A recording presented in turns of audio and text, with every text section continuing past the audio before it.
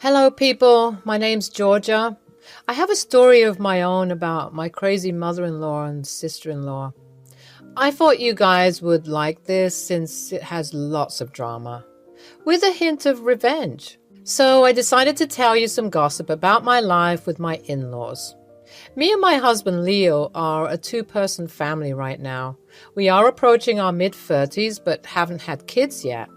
I guess it truly is a bad thing not to have kids by 30. At least that is what my mother-in-law and sister-in-law always said. My mother-in-law Paula is one of those people who is expert at making others do what she wants. She can be extremely manipulative and demanding of everyone, while she is easy on her daughter Alicia. Leo and his father John have the short end of the stick. Paula has always been on our butt about having kids. She always said, "When are you two having kids? I'm getting tired of waiting."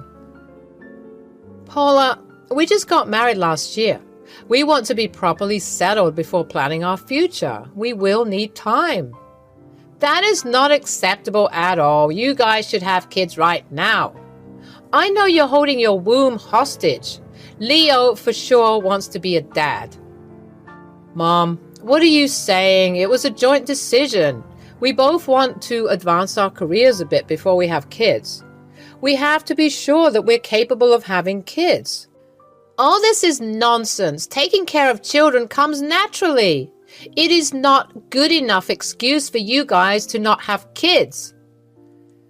Now that I think about it, it's actually pretty funny. Paula's own words could come back and bite her in the butt. Back then, neither she nor I knew it. Paula never stopped blaming me for not giving Leo kids, as if I was the one who didn't want kids. Alicia, too, joined in on the fun and gave her own opinions. She said, "It's such a shame Georgia can't give you grandchildren. How can someone be so cruel? She's getting old and won't be able to have kids after this. Georgia is such a horrible daughter-in-law. I have no idea why my son decided to marry her. I'm sure she's blackmailing him to not have kids." Georgia, what is your problem anyway? Are you infertile or something? No, Alicia, I'm not infertile, and even if I was, it is rude of you to talk like this. Don't tell her what to do. Alicia's right about everything anyway. She is my only hope now. I'm sure she'll give me the grandchild I always wanted. Paula was right about that one. A few months later, Alicia announced to everyone that she was pregnant. While Paula was super happy for her, me, Leo, and John were not that thrilled. You see, Alicia was 20 back then and not doing anything with her life. No job, no college, not even a plan for the future. All she did was sit at home and gossip with Paula. So when she announced her pregnancy, we had doubts about how she would take care of the baby. When we expressed our doubts, both Paula and Alicia reacted badly. It's not like we told her to give up the baby. We simply encouraged her to start being more serious about her future. We said, "Alicia, now that you're pregnant, you should start thinking about your career. A baby is a big financial responsibility. You need to be prepared to deal with everything." Why the hell would I think about that? Being a mother is my career. I don't need to do anything else. Since I will have full custody of the kid, his father will pay me money. The father will just pay child support, Alicia. The money will be for the child. Besides, it's not just a financial aspect. You need to start being serious about life. A child is a lot of responsibility. That's what I've been telling her. Alicia, you need to stop being so lazy. You need to be ready to take care of a baby. It can become taxing since you don't take your responsibilities seriously. Apparently, that was the wrong thing to say. Paula and Alicia erupted into anger at our words. They took it as a personal attack. They said, "Dad, you should help out with my finances. I'm just 20 years old. I can't dedicate my whole life to a child. I'm too young for that." Absolutely. Don't worry, Alicia. Me and John will take care of you. Besides, Georgia stays at home all day anyway. She can help with childcare.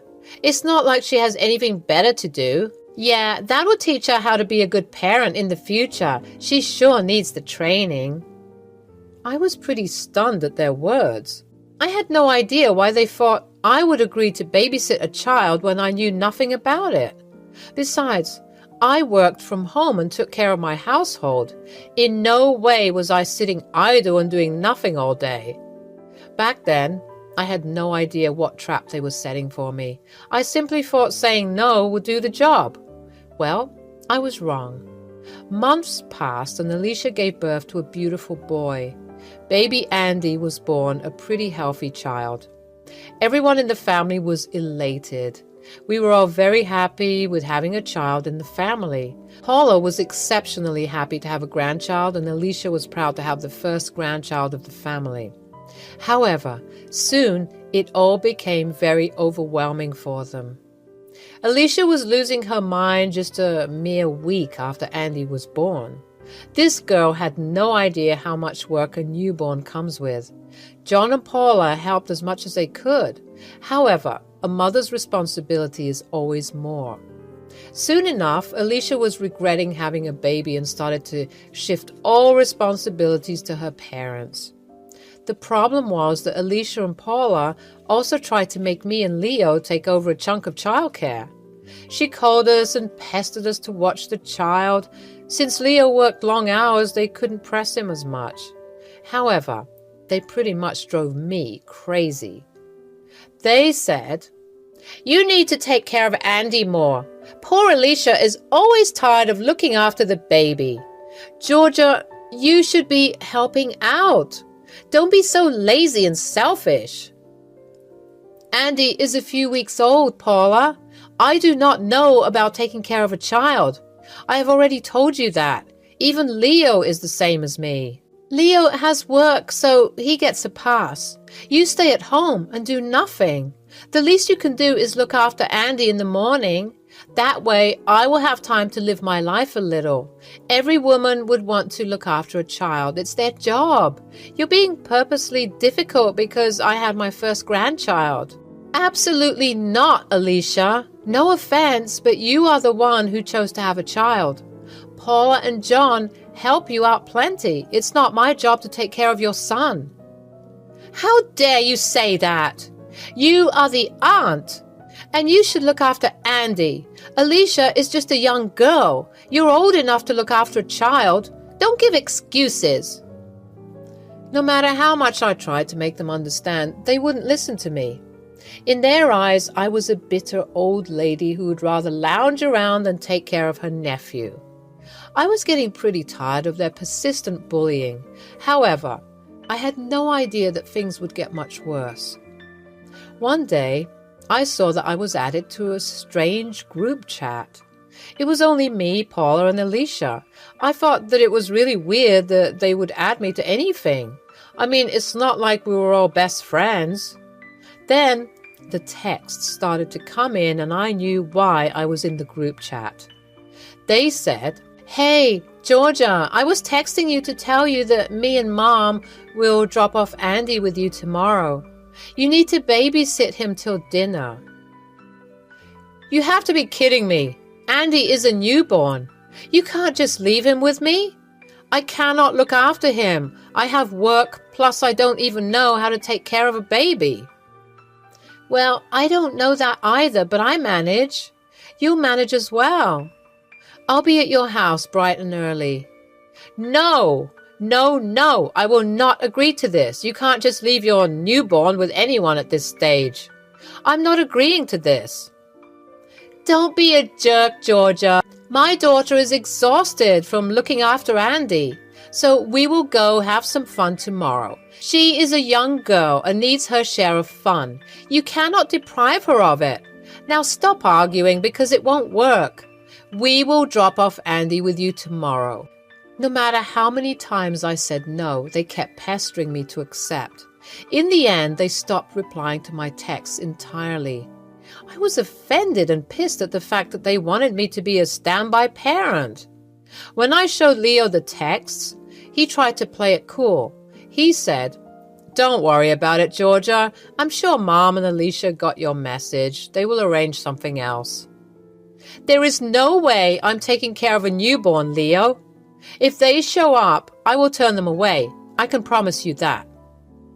Of course you will. None of us are qualified to take care of a newborn. Mom and Alicia won't be that stupid to force this on you. They are tired and must have spoken out of desperation. Leo tried to calm my fears, but for some reason, I was still anxious. With the experience I had with Paula and Alicia, I knew they would try and con me into caring for Andy. I really hoped they had gotten my message and dropped the topic. They did read my text but never replied, so I was pretty anxious about what they were planning. The next day, my worst fears came to light. That morning, I was going through my usual routine. After Leo left for work, I stepped into the shower to take a warm bath before starting to work. After I was done, I came downstairs to have some food, but when I went to the living room, I heard the cries of a child. Immediately, I was alarmed. The sound was coming from the front door. In my mind, there was only one way there was a child at my door. I went to the door and opened it.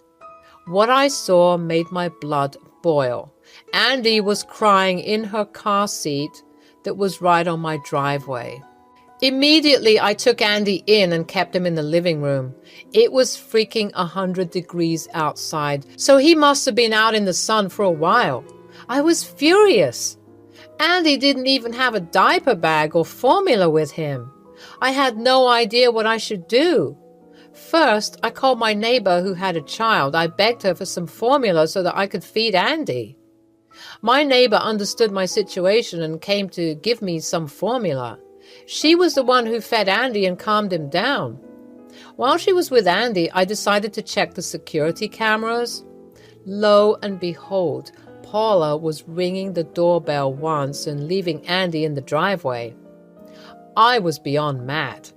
I called her to get to the bottom of it. When she picked up, I said, "Why the hell have you left Andy in my driveway? The child was out in the heat for at least 10 minutes. What is wrong with you? Where is Alicia?" "You need to calm down, Georgia. Alicia's with me. My poor daughter is tired of being with the baby, so I took her out for a fun day. We will be gone till dinner." "What? But what about Andy? He can't be here all day." "You need to take care of him now. Alicia is tired of looking after Andy. She needs a break.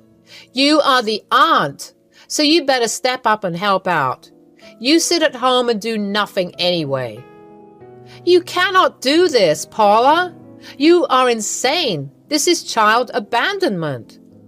"Don't be so dramatic. You're clearly at home and can take care of the child. Andy is not abandoned at all."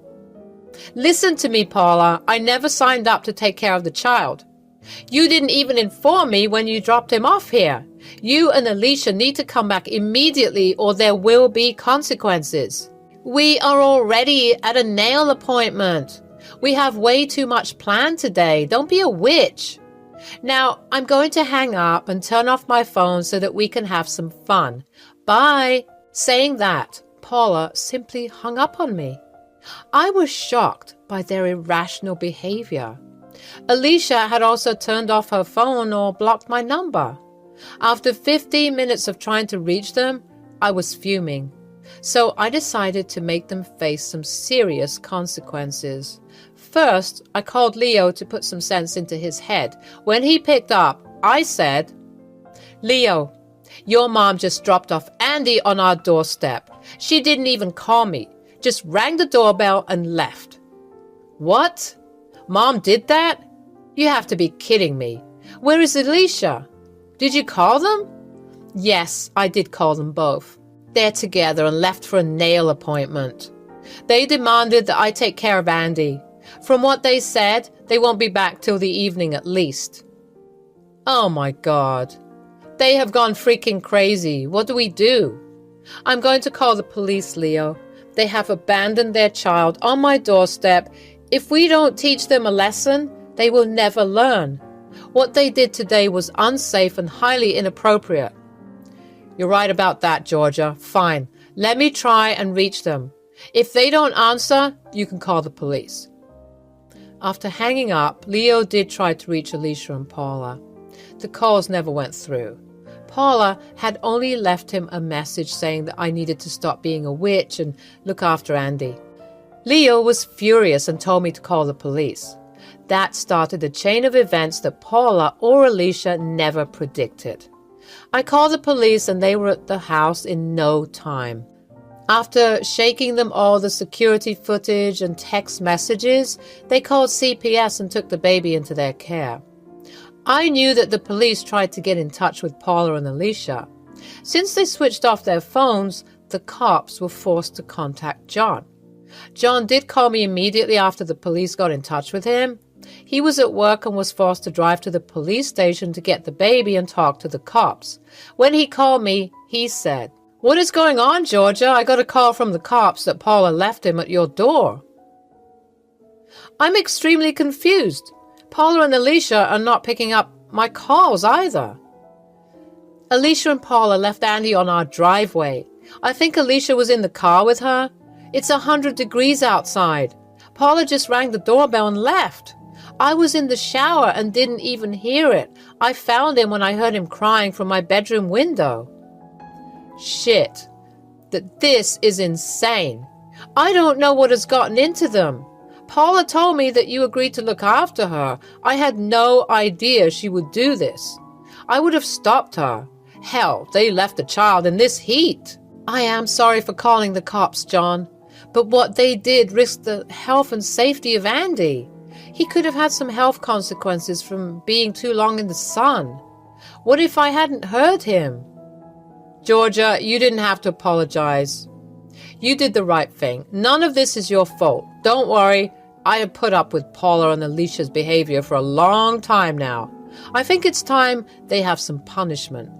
I'll take care of everything. Don't worry.